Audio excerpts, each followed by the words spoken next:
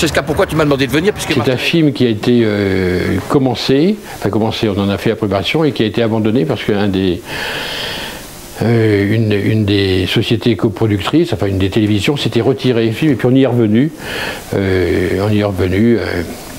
Après le succès de Mon petit doigt m'a dit, on a enchaîné là-dessus, puis comme on a enchaîné ensuite sur un autre film. Ce qui nous unit, ce sont les autres.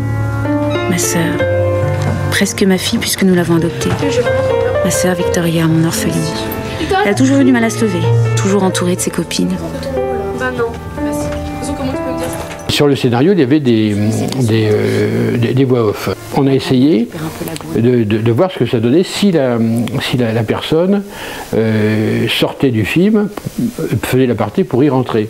Et on s'est aperçu que c'était bénéfique, enfin moi je crois, au caractère singulier de ce film-là. Tout à coup, bon, les gens ont une vie intérieure, ils apportent une distance ironique, un peu comme dans le livre de Marcel Aimé qui s'appelle Le chemin des écoliers.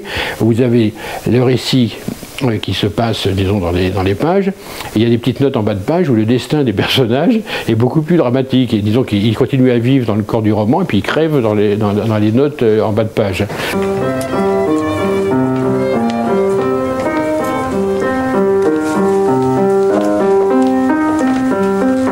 Joue les gâteaux.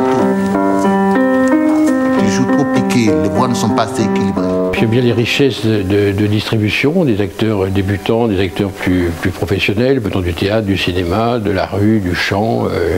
On a même Reinhard Wagner qui joue son propre rôle de compositeur, des jeunes filles venant d'un lycée plutôt que de jeunes actrices. Ça va tout ce mélange donner un ton au film et les uns enrichissent les autres.